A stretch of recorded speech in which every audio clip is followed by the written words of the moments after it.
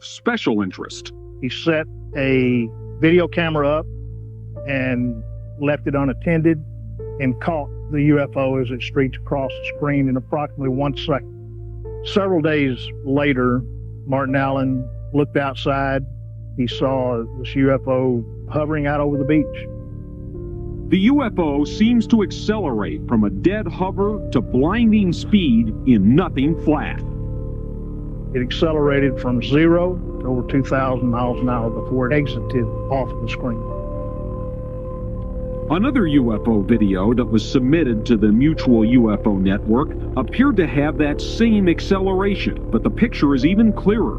Again, the object hovers without a sound and appears to be a solid reflective sphere.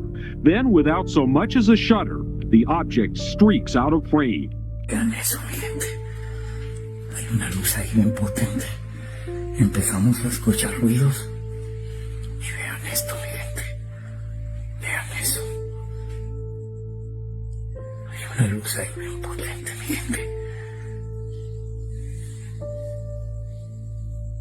¿Qué es eso? Vean eso, mi gente.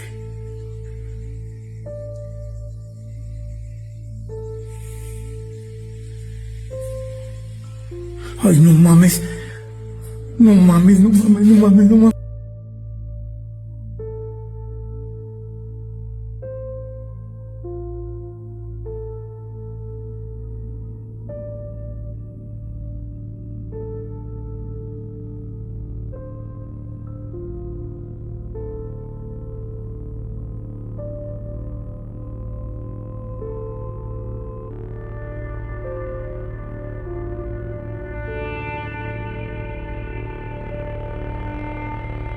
De la calle Verónica yo vi que en la parte de allá se veía una luz y como quiera pues yo estaba seguro que la cámara que está ahí la estaba checando, estaba viendo. Verónica le dije, ven, dijo, no, me voy para adentro. Y ella se fue para adentro, abrimos la casa, la puerta y se metió. Yo me vine aquí, yo traía los dos celulares, uno lo dejé aquí y seguí por aquí. Ustedes pueden ver en la cámara de seguridad que está acá, esa cámara estaba checando todo, como ustedes pueden ver ahí en video. Yo sigo caminando, yo trato de hacerme lo más fuerte posible, sigo caminando y me quedo exactamente aquí, mi gente, en este lugar me quedo yo y les juro que el ser, la cabeza del ser se veía por acá, o sea, muy alta, alta. Yo calculo que tenía algunos 2 metros y como ustedes pueden ver, si ustedes checan el video, o sea, que es probable que entre por acá, por allá no creo porque hay unas mecedoras. Entonces, si ustedes ven el video ahí, se van a dar cuenta que se escucha un ruido. Ven, justamente estaba aquí. El ser estaba aquí donde estoy yo. Aquí su cabeza estaba como a 2 metros, mucho más alto que yo. Yo mido 1.75. Yo calculo que estaba como a 2 metros. Entonces, todo lo que está pasando. The 2 incidents you've just reviewed are becoming more frequent around the globe. Going from Florida to Mexico is quite a distance, but the level of consistency in these stories around the world are the same. One can't help but bring up the remarkable similarity to the Angel Kenmore Las Vegas incident, when he explained to the 911 operator that the creatures in his backyard were 9 to 10 feet tall with large eyes. He also explained they were 100% not human. Imagine this. They brought these German scientists in from Germany, and we got 125 of them, and the other half, almost even split, 120 went to Soviet Union. The superpowers space programs began simultaneously, fed by this one group on the planet, these German rocket scientists. So you have all these German, blonde hair, white hair, blue eyes, German accent. You bring them into America across the Mexican border carrying Mexican green cards. You're a Mexican, and that's right. So anyway, You put them out in a remote area in Quonset huts in a desert called White Sands, New Mexico. And that's how the space program got started.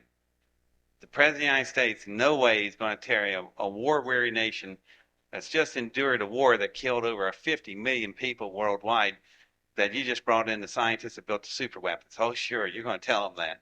So the space program starts off in a secret.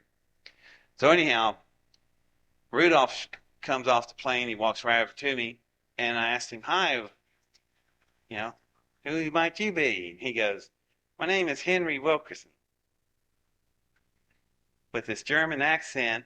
And I'm going, I don't think this guy looks like Henry. I know exactly who he is. So he's not telling me the truth. And then he says, or I asked him, what do you do? He goes, "Oh, I look at things for friends of mine, little projects." I went, "Oh, okay." So he said, "I understand you have a rocket. I want to take a look at it." I said, "Do you know anything about rocket engines?" He goes, "Oh, a little bit." "Yeah, you lying dog." Anyway, so we get over to the engine. He's on one side of the rocket. I'm on the other. We're right across from each other. And I slide these panel doors back open. And there's this thing. It's the twin cyclotrons. Imagine two octopuses having sex. Two big round things and all this massive stuff in between. That's what the engine looks like. Okay, simple way to describe it. He looks down at that, and he's got his head down there. So I just lean my head right over into his ear, and I go, "In proportional size, this engine has 10,000 times the power of the F-1 Saturn V engines of this Apollo moon rocket, Dr. Rudolph." So he jumps up, man. He's just bone white. He's looking at me. He goes, "Who are you?" I go, "I'm just a kid that launches rockets in Ohio and cow fields."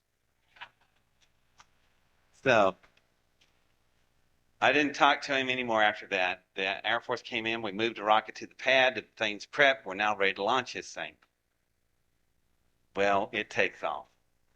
I don't know. Do you want to hear the detailed description of the launch? Okay. This thing is sitting 12 miles away on a pad. And I was thinking to myself, 12 miles. If this force field and the systems don't work correctly, we're going to be staring at a thermal hydrogen fusion reaction, and a chunk of the sun will be setting 12 miles away from us. And I thought, 12 miles, maybe 2 nanoseconds, and it's all over with. Yeah. It won't matter. There'll be a flash, it won't matter. So the colonel's standing next to me, and this thing's getting ready to start. And he asked me, he said, "Have you tested this engine?" And I turned around to him. How am I going to test an engine like this in a cow field, for God's sake?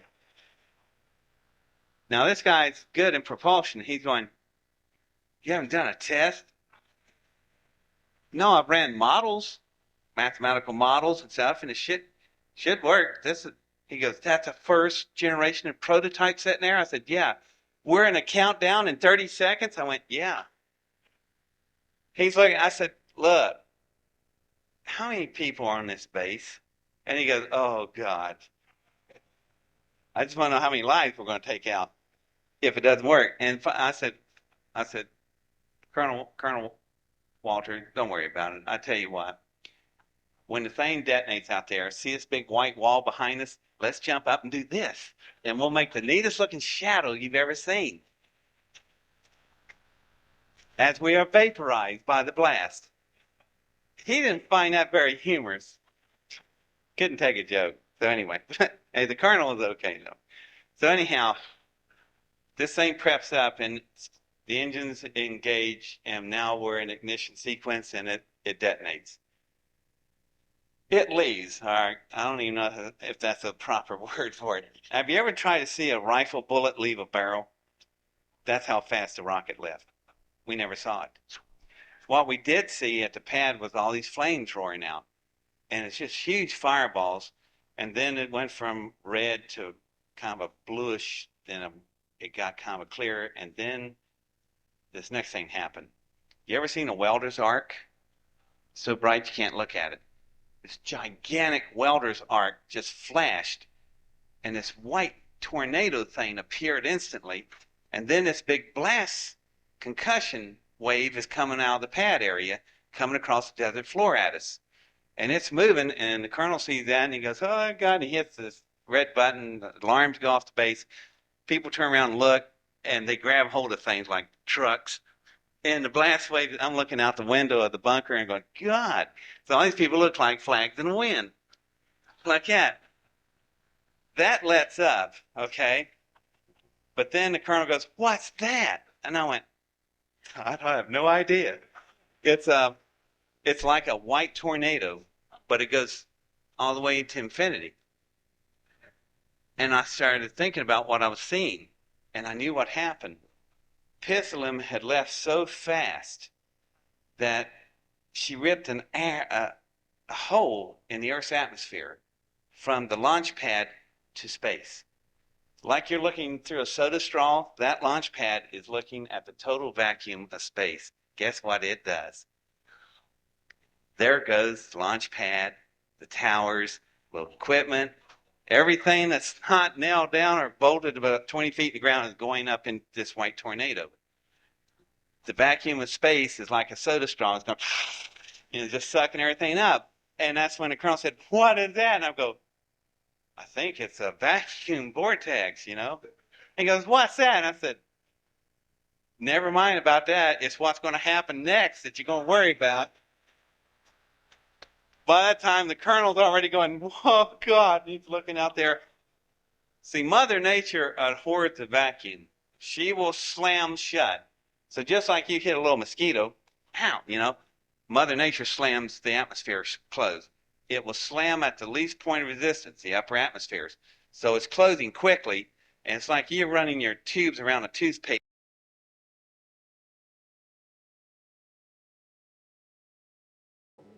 After 25 years of silence, David Adair, now a space technology transfer consultant, has come forward with his amazing experience inside the military's top-secret UFO facility.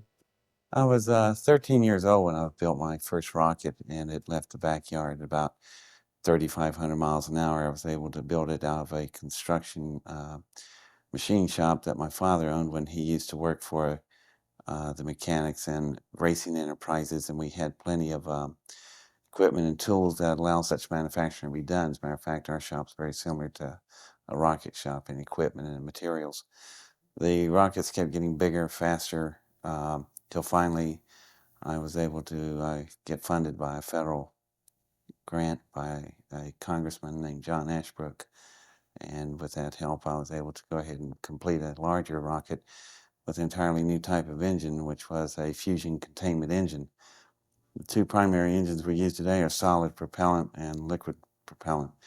There are about 61 different rocket engines of propulsion systems that you could leave this planet with.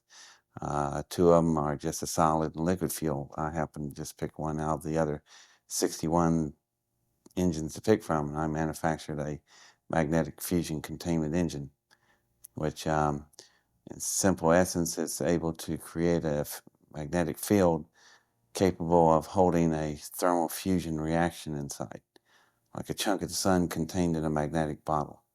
And when you tap that power, it allows you to have tremendous thrust, which is what makes the rocket go forward. And so imagine being able to tap onto the power of the sun for an acceleration factor. So that's a pretty interesting engine design. So once the engine was, and the rocket was completed, we obviously couldn't launch it where I was launching smaller rockets, which were out in cow fields in Ohio. So we had to go to White Sands, New Mexico, and that was arranged by the congressman and a consultant at the time who was a retired general named Curtis LeMay. And Curtis LeMay made the arrangements from Wright-Patterson Air Force Base in Dayton, Ohio. We rode down to White Sands on a C-141 Starlifter, and when my rocket myself got there, we started prepping it for a launch. At the time that we launched, which was June 20th, 1971, a plane flew in the same day we did, and out stepped these men in black suits with mirror sunglasses, and they're DOD agents.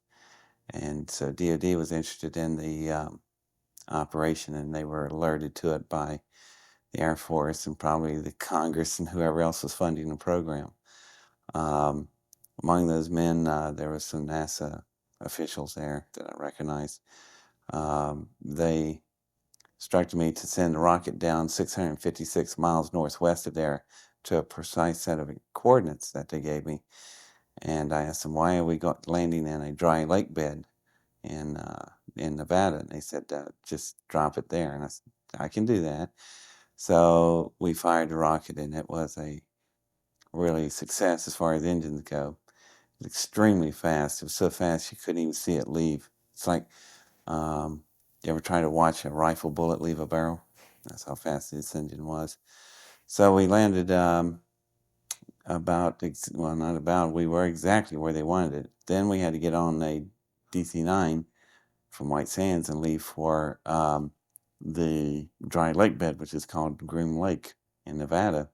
And I was asking them, do y'all notice that these wheels on your plane, they're rubber tires and landing gears, we're going to bore more up to our belly in the dirt out there. So they said, don't worry about it. So we got on the plane, and when we got there, they were right. There were twin 10,000-foot runways there and hangars and a 42,000-acre Air Force base called Groom Lake, and it wasn't on any of the maps I was working with at the time. So my rocket was down on the south end of the field at the end of the runways, and you could see the parachutes bellowing in the wind, and we landed and got out. And I was assuming we were going to go look at my rocket right then. No, we got in golf carts and rode to the center hangar, which was a very low, flat type hangar, but extremely large inside, about 4 football fields. So we pull in there and stop in these little golf carts, and we're just sitting there, and I'm going, well, that hangar is empty. I thought, this is interesting, you know. And then in a few minutes, little yellow and red lights came on flashing, and then out of the ground, or out of the floor, come these little rails with chains on them. They came up around all the doorways, and then the entire floor dropped out from under us. It's an elevator. We went down about 20 stories, and what was interesting about this elevator is normally you have chains that drops these things. Huge worm screws were lowering the platform down, which allows it to carry extreme weight. When we got down there was a lot of various aircraft and workshops and offices and such. That was off of the main bay, and then off of the main bay were smaller but still rather large work bays. And in the work bays, we went down to one that had something sitting in one of the big workshops. So we went and they opened the doors. We went inside, and the room was lit up like if you ever seen a car sitting in a paint booth. You have horizontal lights running the whole length of the room, and they arc like a rainbow all the way over. The reason being, like in a paint booth, it casts no shadows. So if you're spraying a car, if you see a run and your shadow's hiding it, you'll put a run in the car. So this was the same reason. It's a good laboratory to do it that way. That means that it's casting no shadows, so whatever you're working on, you can see it without being interfering with the light. And that was the first thing that's different about the room. They pulled the big covers off this thing, and it was interesting. It's an engine that's about the size of a school bus. And this engine is pretty much a much larger version of the thing I built. It's also an electric magnetic fusion containment engine, but it is sophisticated and it is powerful. I would have to compare mine to it. Would be like I had a Model A and this thing was a Ferrari. I mean, it's just tremendous, powerful difference, but we both were of the same engine breed. And this one had been damaged right in the center of the core. In the type of configurations we build, we have dual particle accelerators that cause the fusion reaction. Right in that center of these accelerators is an area that I call the eye of the hurricane, and it's like an infinity pattern, figure 8, and right in the center, it's quiet there on a matter of conversion area. So then this particular engine was a hole there about 4 feet in diameter, and that was the first thing I noticed. They asked me to look at it, and and described to them how I thought the thing functioned. And I asked them, how come I'm telling you about your engine? And they said that the engine was recovered in a project they was working with, and they wasn't sure how everything functioned on it, and personnel that were available that work on that was not available anymore.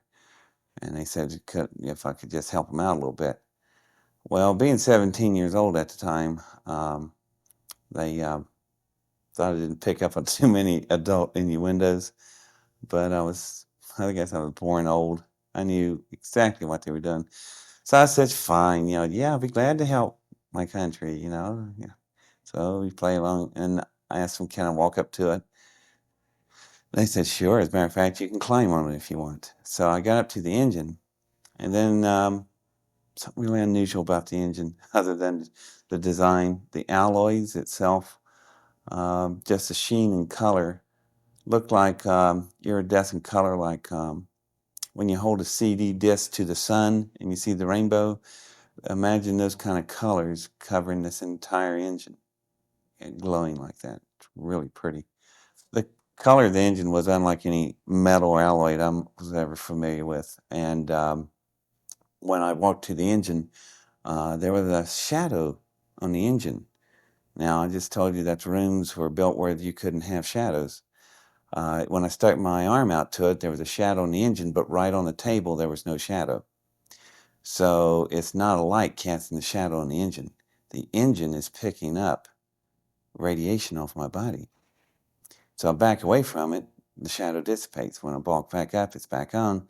And so when I put my hands on the engine to pull myself up on it, that's where it's interesting, because the alloys in some places were so thin, it was translucent. You could see through it like a sheet of amber.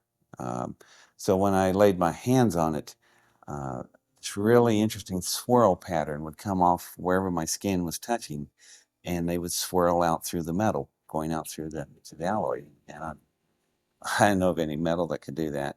So I thought, wow, this thing's heat sensitive. It's picking up my body heat waves like that. So when I crawled, and they were really neat looking, smooth type wave flows coming off my hands. So I pulled myself up on the engine and started walking over it, and it was huge. It was radically different than mine because it was just so much of a different design. And the way they ran the fusion flows and the way you would run fuel in a fuel line of an engine, this thing was totally different. There was no wiring. Now, my engine was covered with miles of wiring, so I could get all the firing orders right toward the cyclotrons, the particle accelerators. Did you immediately know that it was alien at that time? I suspected when I put my hands on it, it felt so different. It felt like a frog belly. If you ever, I don't know if people play with frog bellies, but I did. It looked wet, but it wasn't wet. It's just so slick looking, but it wasn't slick. And it was just amazing, but it also had such a texture, and as soon as you touched it, it was cold in the air-conditioned well in the facility, but the minute you touched the metal, it became your temperature instantly. I don't know of any alloys that can do that. So I started going, oh, this may not be from around here.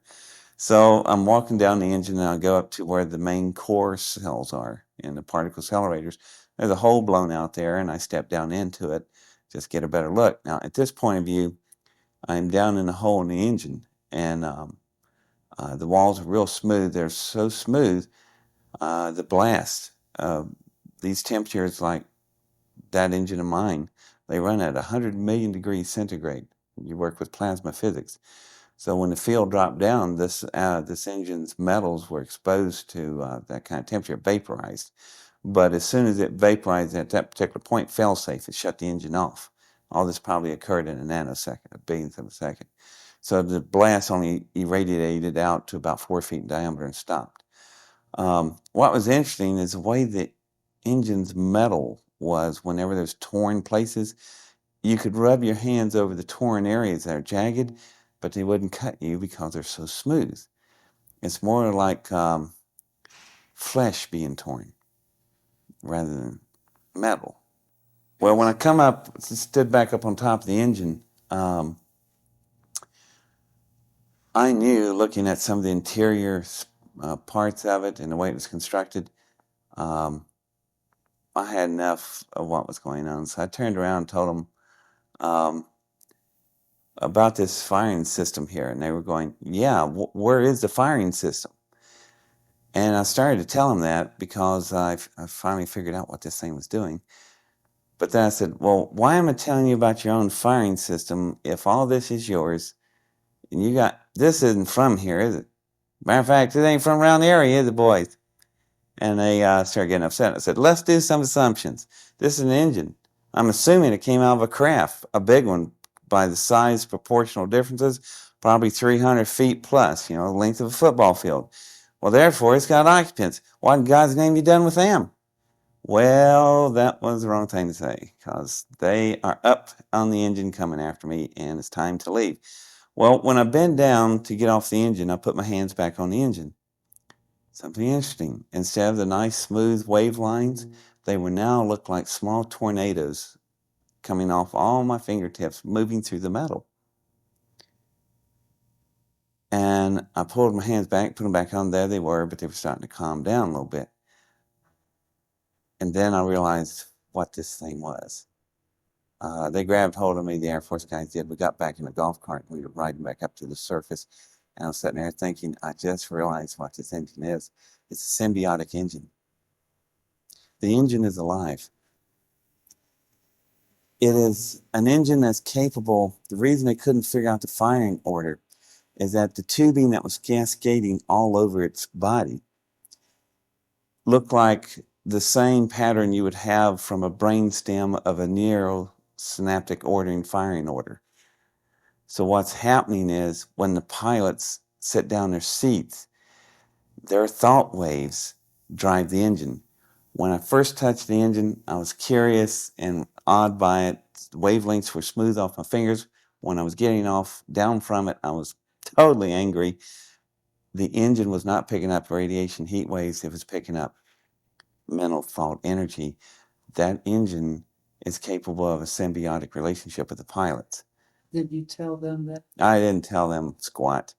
That's why they couldn't figure out the firing order. They said there was no wiring or circuitry. No, the pilots' brains are the wiring and the circuitry. The engine needs them in order to do all of its functions. In return, the pilots know exactly what the engine feels and how the spacecraft feels. The entire craft is probably symbiotic. Now, before you sit there and blow this off like it's just a bunch of science fiction, let me bring you up to date here to current events. I just left Princeton University. There's a Dr. John up there, Robert John, and he runs the Pear Research Institute.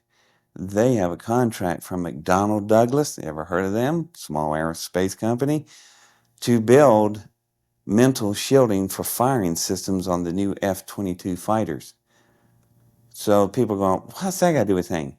Pilot comes home at night, catches his wife in bed with another man. He's having a bad day. He's now got to go fight a fighter that is so sensitive. When he straps on his helmet, just like the Apache helicopter, you turn your head this way, the gun mounts follow your head. This firing system now links to your brain. Foxfire, Clint Eastwood. Where do you think the Hollywood's getting their ideas? McDonnell Douglas is under construction building a symbiotic relationship firing control system. Where did they get their idea? I wonder. Could have been back in June 1971, and God knows how long they've had this engine. However, it's reality. We have symbiotic engines in aeronautics. We're moving into that area right now with the F-22 and beyond, with our future fighters. So, which is science fiction, which is science fact? Where does it start and end? You can't tell anymore. When we got back up to the surface on the golf carts, there was another problem developing. I already knew that if they could hold this kind of information back, there's a lot of other things going to happen. I also knew my rocket was gone because I built it under a federal grant. They were going to take the rocket. Well, that bothered me enough, but the other problem was something they were talking about that while I was standing there being a child, they're not paying attention. And that's when I first heard the terms first strike. And I'm going, what is first strike? And then I started thinking about it. That's June 1971. We're in the throes of Vietnam War. We're in the pitched battles. Wasn't long after My Lai had occurred. We just bombed the Dickens out of Cambodia because the Soviets were supplying weapons to the north. We wanted to do surgical nuclear strikes. General Westmoreland did, and the Soviets said, you fire one of those off and we'll go to global thermonuclear war. The only reason we didn't attack each other was MAD, M-A-D, mutual assured destruction. So the only way to win MAD is first strike. Whoever gets there first wins. My rocket engine out there went from 0 to 8,654 miles an hour in 4.1 seconds. It's the fastest thing ever. So if you take that type of engine containment system and put it on nuclear warheads and put them on your own subs, park it off Siberia, the Soviets would never see but flashes of light, and that's it. They wouldn't even have time to move out of their chairs. No retaliation. So if you take out the Soviet Union, you wouldn't destroy the whole country. You would take out all the key military sites and the major cities, and they'd surrender. But if you do that, you'll have to hit another country same day called China. They have nuclear weapons, and they're not going to stand there and watch us take out the other superpower. So about 1 billion people are going to die in a single day. So I'm sitting there going, all because of my engine? Unbelievable. So I scooped up a hand full of graphite grease off of the hangar door there at the wheels and started crying. And I said, I want to see my rocket. So they thought, just a kid, take him out to see his rocket. I want to see what it at least looked like. So when went out there with the 2 sergeants on the golf cart, we got out there. I walked over to it and opened the hatch, opened the particle accelerators, put the graphite grease, just smeared it on the doors inside and closed it. When you turn on particle accelerators and the fuel is using deuterium, ask any physicist what happens with deuterium meets graphite.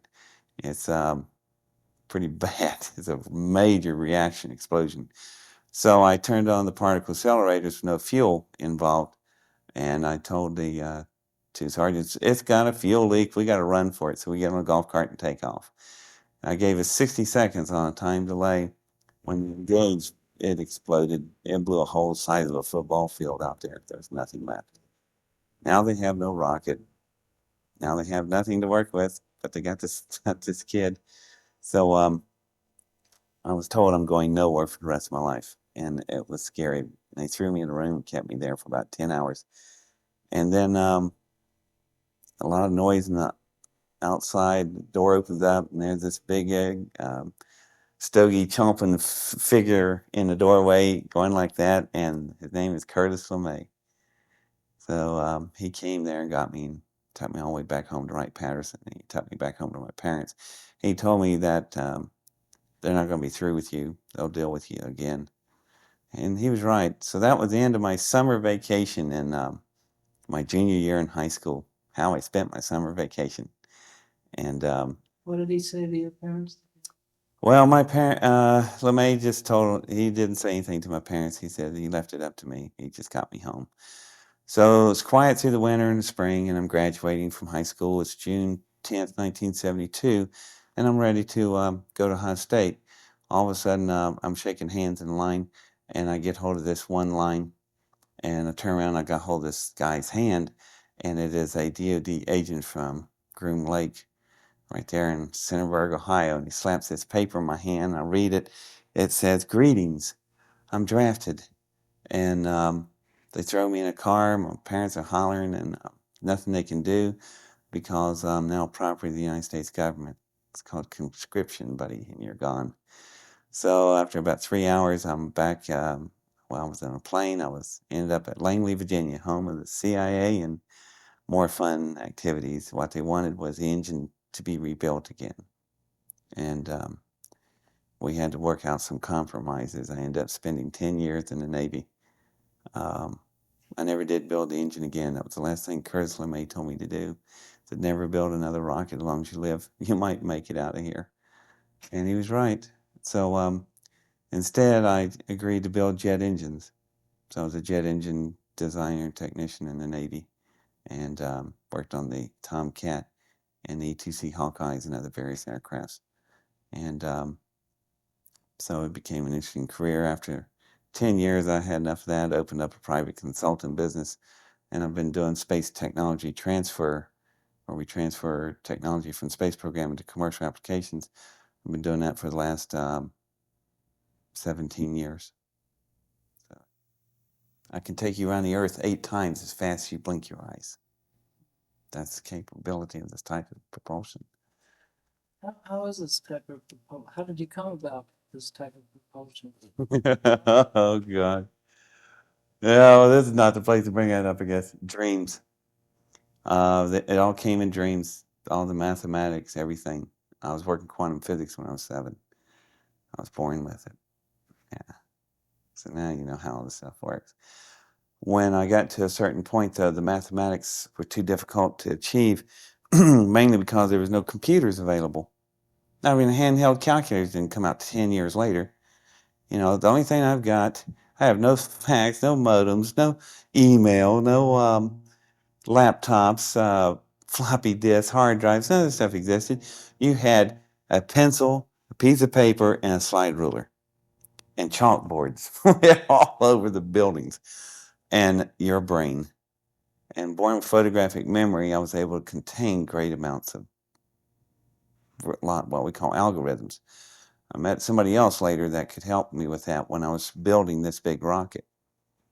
I ran to the end of my mathematical capability, and my high school science teacher came out to my lab where I'd work all the time. He looked at these writings.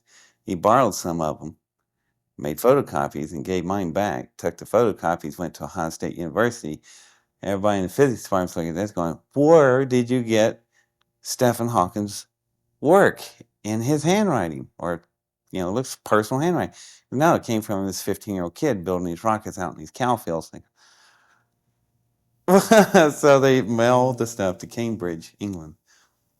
And let's see, that was June 71. In July 1970, I went to Ohio State University with my science teacher. July 1969. And this little frail guy was sitting in one of the big academic classrooms. And I walked in, I saw these equations on the walls, and I went, who's messing with my work? You know, and the little guy stands up, indeed. I went, he says, it's his work. And I went, yeah, oh, I guess it is. Besides, it's not going to work down on that side anyhow, pointing to that part of the room on the chalkboard. And he goes, how so? I said, well, walk over and, you know, start erasing it. Wait, you know, it works like this. So he looks at it, and then he goes, how do you validate that? I go, rocket engine. And he's looking at the equation, his back is to me, and he goes, how you get all your information? I went, comes in dreams every night consecutively. So he drops his chalk, and he turns around, and I figure, end of conversation, good. I'm busy, I need to go home anyhow. I start to head for a door, and he goes, wait a minute. He goes, we dream on the same wavelength. All my stuff comes to me in dreams. Therefore, we are brothers, have a seat. And his name was Stephen Hawking. So we worked out some math that allowed me to achieve see, we're working on parallel mass. There's only one thing that can swallow and control a fusion containment explosion. That's a black hole. It swallows the sun. What is the sun? Billions of H-bombs going off. So anyway, that was how I got help with on mathematics of that. But the way the engine works, it's on the same principle of a balloon. You blow up a balloon, release it, and it goes around the room. The air escapes out the nozzle, pushes the balloon forward. Well, the same principle with this engine. When you open up the one end of the field with a plasma beam to open up the particle chambers, you're going to get all this matter flowing out. The matter is moving light. So Newtonian law takes over in space. For every action, there's an opposite and equal reaction, just like the balloon. When this engine turns itself on, eventually the vehicle is going to catch up with the speed of the exiting matter out the tailpipe. How fast is it going? 186,000 miles a second, speed of light. This engine's capable of light speed. And we had it in 1971. So, But you knew that it was going to be put to potential catastrophic results. not potential for sure. They were planning to do first strike, and they had planned on doing first strike for about the last 15 years. So the Soviet Union collapsed. They were always trying to beat the mad equation, mutual assured destruction. The only way to do it is be there first. Everybody had the same speeds, so whoever got faster wins. And What I'm asking is, why Why? are you starting to go public with this information? There's a shift, a change in perception of the public and the attitude. If it hadn't been for that, I would have went to my grave and never said a word about this, because I wanted a normal, mainstream life career. Like I'm going to tell people, yeah, I'll stand on top of an alien engine in the basement of a top secret base called Area 51, mainly because I built an engine similar to it, and it landed there, and that's why they wanted me there. And I was 17 years old at the time. Never, despite the fact that I won the most outstanding field of engineering sciences from the United States Air Force in 1971, and we can see newspaper stories and clippings of me in that rocket. So I still wouldn't stand a chance. So I decided, no, I'm not saying a word. I saw a lot of people take tremendous criticism in the 60s and the 70s, but then there's been a shift in the last 20 years. The American public now really believes there's somebody else out there. And if somebody would land here right now, the American public would go, cool. As long as they're not trying to blow us away or eat us up or something, there's no problem.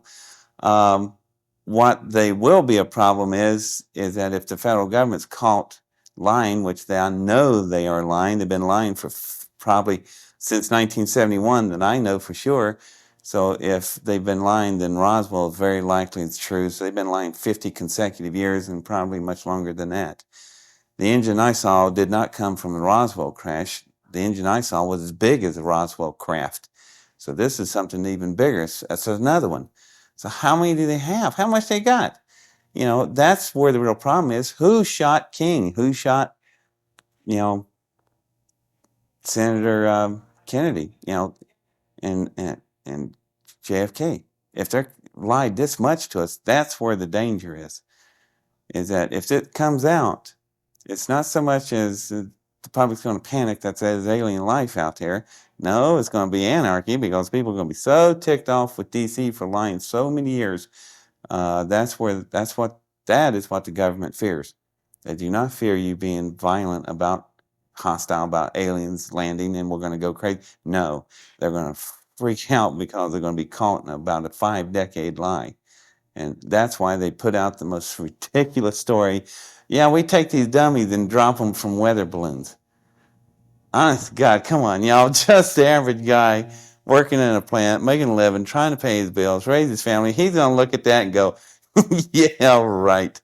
And the polls are showing that. So that's why I said it's pretty safe now to say something. Not only that, people made Independence Day, the movie, and they were talking about Area 51, and I was looking at it closely, and somebody in Area 51 talked to the people who made the movie, because they were at the dimensions, the way the walls were shaped, there was some stuff they missed, but it was correct. So I figure if they can let that out, and they're still here, and then the attitude shifting, it's just one thing after another. The public's attitude, perception. I can come out forward now and take the heat from critics, but I couldn't take the heat from the general public, because you just got to live with them. Critics are always going to be there. They'll be there like gravity. You can depend on it. But that's not the problem. Do you think the aliens are making themselves more apparent?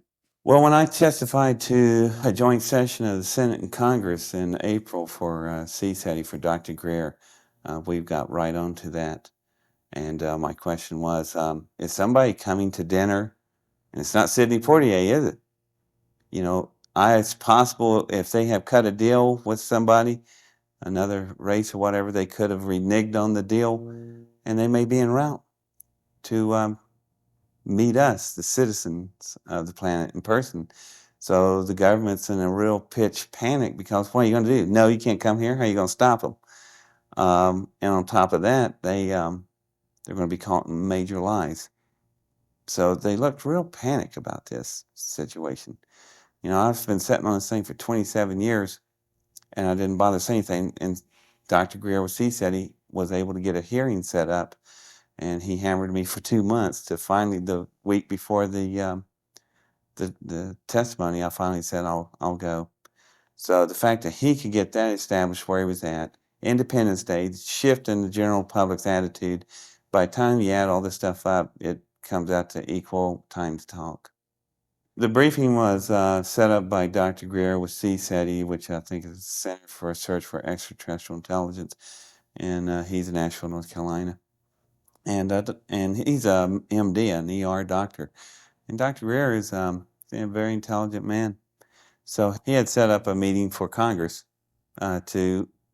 he had set up within the political structure and framework to run the UFO question right through the normal channels, which all 3 years I've been watching stuff, and he's the only one that got that far, and I was pretty impressed with it. So I finally decided to jump in there. He had 12 other witnesses besides myself, and we all testified to him at that time. And there was about 300 people there.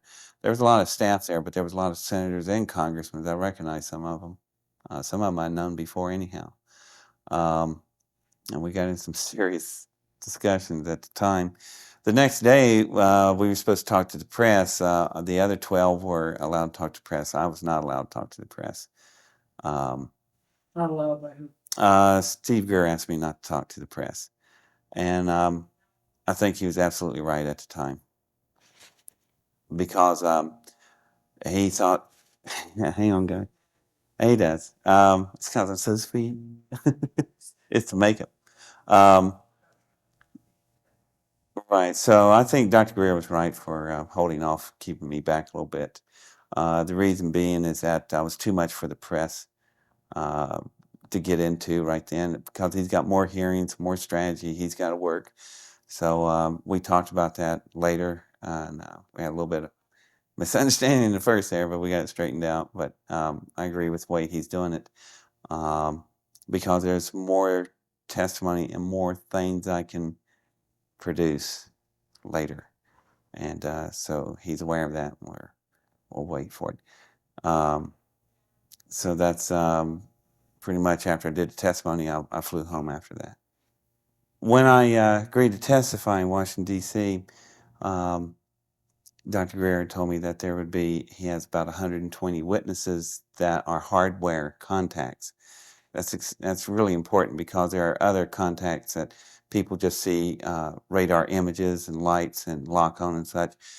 Well, when we got there, the 12 witnesses he had, they all saw radar images and confirms and lock on, and they chased them on ground radar, on-board radar and plane, which to me in the mainstream world, that's pretty darn exciting right there. But I realized I was the only one that had hardware contact, and I need somebody else, because if not, I am alone in a category by myself, and I really wasn't ready for that. So I was waiting at the last minute. If I had to, I may have not testified. But there was a lawyer in front of me. His name was Steve Lufkin, and Steve's story was that he was 18 years old in 1960 in the basement of the Pentagon. He was an encryption soldier, officer in the Navy, or in the Army, and their job was to break codes. And his senior staff guy walked in, and laid down 3 pieces of metal, and one of them was about a foot long, had writings and hieroglyphics on it. And they tried to decipher it, and they couldn't, because they didn't have a Rosetta Stone or anything to work with. So while he was saying that, I was going, oh, great. So I start writing all this stuff down. And I hand Steve the paper, and Steve looked at the paper and goes, and like any good lawyer under testimony, he goes, I swear I've never met this man before. And I thought, great. So when I got up, what rattled everything was he had about 12 different emblems. He remembered them. I hit all 12 emblems. So the way I told the Senate and Congress, I went, how could I do that? Simple. I was standing on top of the engine that piece of metal came from. As a matter of fact, there's about 98 different emblems on this engine. I was born in photographic memory, and I got them all. So if you'd like to see them, here they are. And they are interesting the way they were grouped in clusters, and they were on every single device that was a separate device. And I realized what they were actually. Not some great cosmic messages or anything. They're serial numbers for parts. That's how they figured out where their parts are. They got, heck, just like us, we got to know where all these. After looking at the emblems, some of the emblems repeated themselves. There was one that had a very similar mathematical symbol of pi, but it was a modified symbol of it. And it would show up every time there was a curved radius. And I'm going, there were some of the emblems would be reversed on the other side of the engine when the two parts were the same, left and right. And I'm going, that's all it is. No big, great cosmic message. It's serial numbers, just like we do on jet engines in the Navy. We group out our numbers. And but it would give you the alphabet of their language. So I was able to retain that. But also, I memorized how the engine was built. So let's build another one.